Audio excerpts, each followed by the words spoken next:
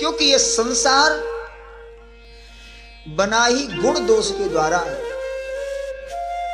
इस संसार में कोई दोष मुक्त नहीं है, कोई दोष मुक्त नहीं है। यदि कोई दोष मुक्त है तो वो परमात्मा। परमात्मा के सिवाय इस पृथ्वी का एक कण भी, इस सृष्टि का एक कण भी दोष मुक्त नहीं है, दोष है। किसी में थोड़ा गुण ज्यादा होते हैं, दोष कम होते हैं, किसी में दोष ज्यादा होते हैं, गुण कम होते हैं, इतना होता है। और विचार करके देखें तो इस सृष्टि भगवान ने जो बनाई वो अच्छी ही बनाई, खराब नहीं बनाई। तो दोष कहां है? बोले दोष तो हमारी दृष्टि में है।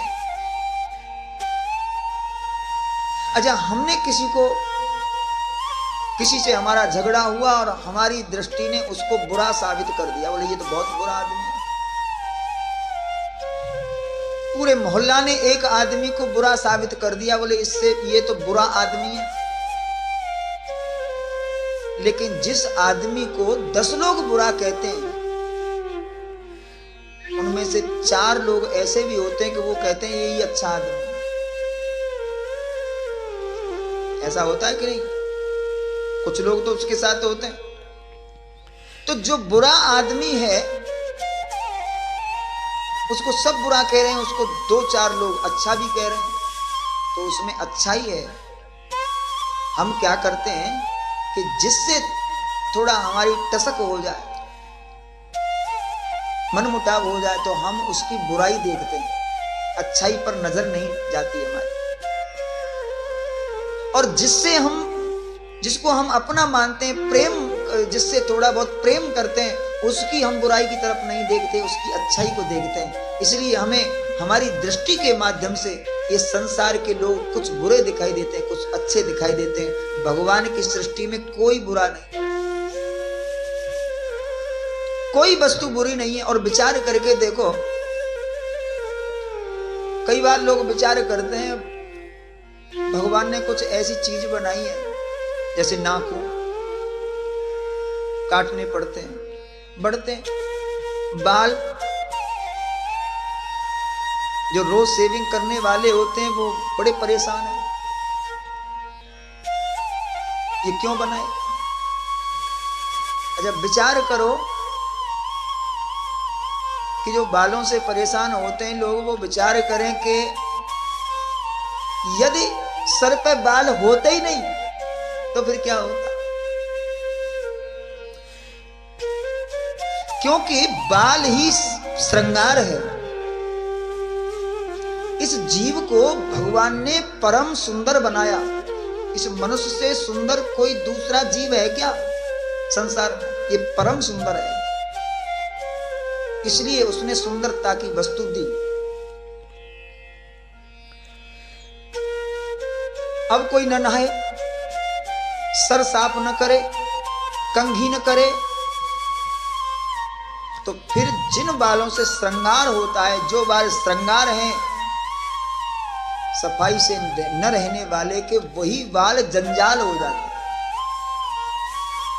हैं कि नहीं? बाल ही श्रृंगार है, बाल ही जंजाल है। कुछ लोग बोलते हैं जब दाढ़ में दर्द होता है, दांत में दर्द होता है, बोले ये दांत न देता भगवान तो क्या होता? तो जिनके दांत उखड़ जाते हैं उनको पूछो फिर मुंह कैसा दिखाई देता है? ये भी सुंदरता है।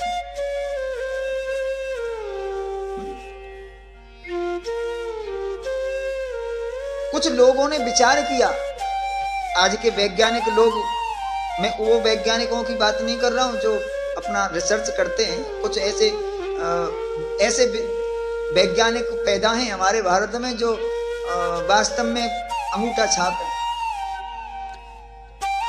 ऐसे बहुत वैज्ञानिक हैं। ऐसे लोगों ने विचार किया कि भाई भगवान ने सृष्टि बनाई तो देखने निकले, क्या क्या अच्छी चीज बनाई, क्या क्या बुरी चीज बनाई, देखें। कॉपी पेंसिल ले ली हाथ में और 2 लोग निकले, देखते हुए गए तो एक बेल देखी कद्दू की। कद्दू की बेल जमीन में थी और उस पर देखा छोटी सी बेल, इतना बड़ा कद्दू, उस पर 20, 25, 30 किलो का कद्दू लगा था। एक बोला देखो भगवान ने यहां गलती कर दी, ये गलती की है, छोटी सी बेल पे इतना बड़ा फल लगाया क्यों? या तो इस पेड़ को बड़ा करते या इस पर छोटा फल लगाते। नोट करो पहली गलती, भगवान की गलती नोट करो। आगे चले और ऐसे ही मंथन करते करते वो एक थक गए, थोड़ा गर्मी पड़ रही थी तो एक आम के पेड़ के नीचे सो गए। लेट रहे थे, अब ऊपर से हवा से एक आम गिरा और एक की नाक पे आके लगा। महाराज नाक पे आम गिरे तो चोट तो लगती है। वो उठा, संभला और संभल के उसकी समझ में आ गया। बोले सुनो, हाँ लेट रहे थे, वो विचार कर रहे थे कि देखो कितना बड़ा पेड़ है, छोटा सा फल है। जो वो कद्दू था वो इस पेड़ पे लगना था और ये छोटा फल आम उस बेल पे लगना था। ये गलती की है भगवान ने। लेकिन जब आम गिरा उसकी नाक पे तो उसकी समझ में आया। बोले सुनो, वो काट दो, भगवान ने जो भी बनाया सही बनाया। यदि वो कद्दू इसके ऊपर होता तो हमारी नाक साफ ही हो गई होती। चलो छोटा फल है, गिरा, थोड़ा बहुत लगी, चोट लगी, कोई बात नहीं। और कद्दू गिरता तो क्या होता? तो भगवान ने जिस सृष्टि को बहुत विचित्र ढंग से बनाया, बड़े सुंदर ढंग से बनाया, इसमें कोई कमी नहीं छोड़ी। जो भी बनाई वो एकदम सही बनाई। अब किसानों को देखो, किसान जब खेत में फसल होती है तो वो दवाई लगा के जिस खरपतवार को मारते हैं, जो फसल को दबा लेती है, किसान कहते हैं क्या खामखा वो ये खरपतवार बना दिए भगवान ने। हमारे एक नीतिकार ने लिखा, अमंत्रम अक्षरम नास्ति, अमंत्रम अक्षरम नास्ति,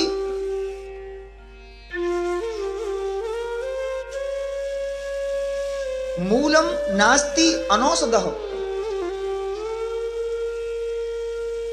यानी ऐसा एक भी अक्षर नहीं है जो मंत्र न हो।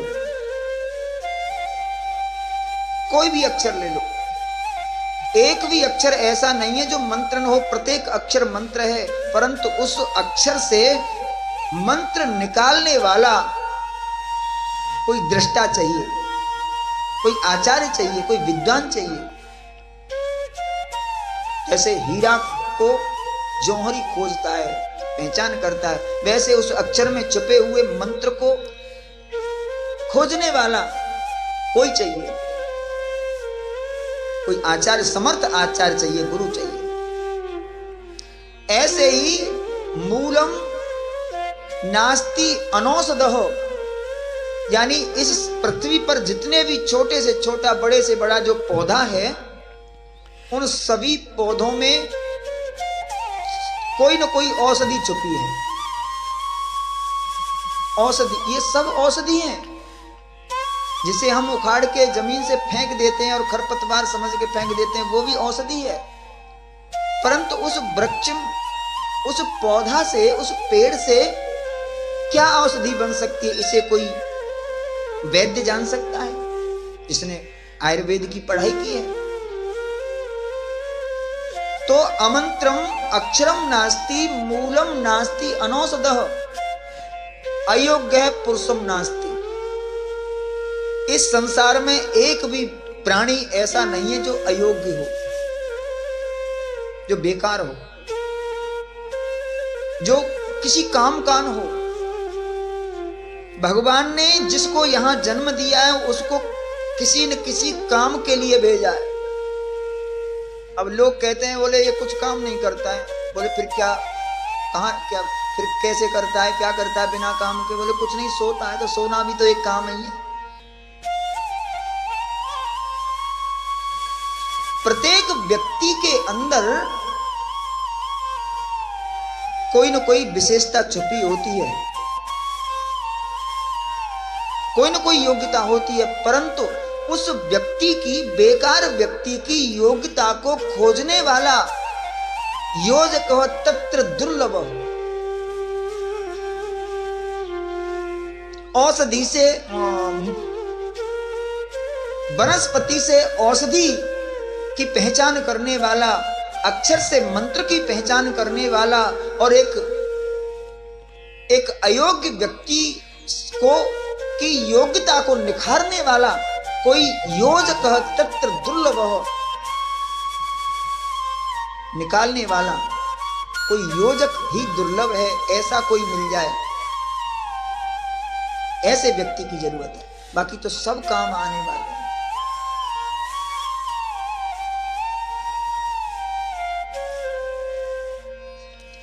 तो इस सृष्टि में कोई बुरा नहीं है,